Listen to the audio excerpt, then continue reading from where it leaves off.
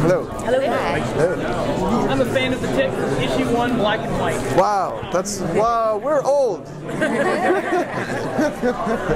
Thank you. So what World of Ben episode are we getting? Are you starting to think of what odd, strange, wonderful? My first one's pretty straight, although it's good. I like it. But, oh, and that straight one has vampirates.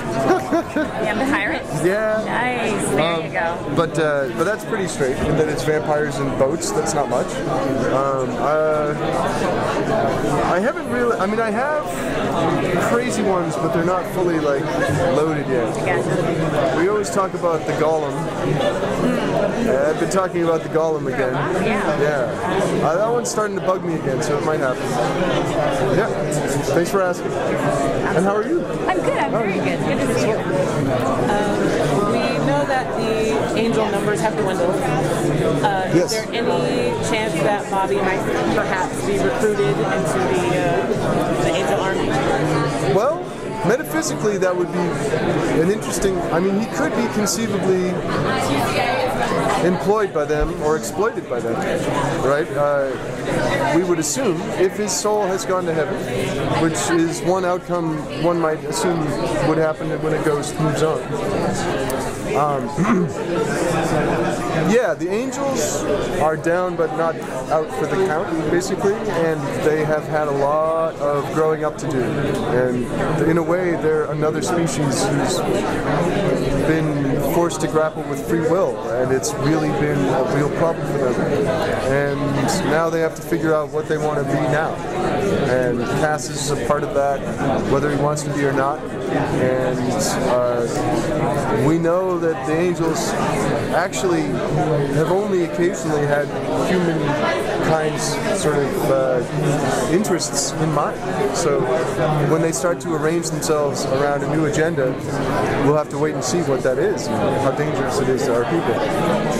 Oh, I just made a crap load of sense right there. I hope everyone appreciates that. The brothers' relationship has constantly evolved over 8 seasons. So what are we going to see this season? And as a writer, is it fun for you to find new ways to tap into that relationship after so much time? It's sort of crucial, I think, yeah. I mean, they do a lot of role shifting and reversal and mirroring of each other and things like that. I've been saying, and I think it's true, that Jeremy, one of the things brought was this idea of, like, and Bob Singer too, this idea of, like, being very close to the relationships the guys get, because we've been to the moon and back about 4 times. So, like, everyone's a distance away, everyone's small. It'd be good to get these people that Sam and Dean are saving or fighting, all these things, the human element of this universe, get them really close again, so that when people start to be hurt or threatened, we feel another body of, like, character energy. Because yeah, we've depopulated this universe. That's one of the things Supernatural does. I learned to embrace it because it does actually do one thing, which is it brings the notion of television death and actual death to the fore, and the difference between the two. It's an interesting place to find a discussion. Anyway, that was good too. Keep going.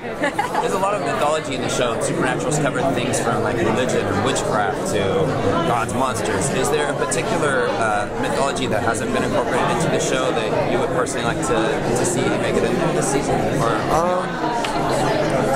I've been interested in, I don't know if they have a special interest group that comes to your house and gets mad, but I like the Kabbalah right now, because we're working in a lot of, like, almost there's, like, coding to the universe going on as part of what we're, like, there's some things that are really interesting, and that to me, so I started to read up on that last year. There's some things on it that in it that I think are of use. I always like, I think, you know, we don't do a lot of shamanism and things like that, like primal magic and things like it. Primal human magic. What we have is a lot of, like, extra entity magic and things like that. But there's, so there's something like that to play with. I mean, it's a good question. Yeah, I think I've lost it. Good, all right. Well, last season, the overall theme was about taking away what the boys knew, taking away the people that they relied on, the things that they relied on, and getting back to basics. Right. What do you say this This season, we just take away their shoes. They're barefoot. They walk around. Ow! What is? Ah! This tar is hot, Dean. How big is this parking lot? Sam, we have to keep going. Sam, I can't carry the ring, Sam, but I can carry you.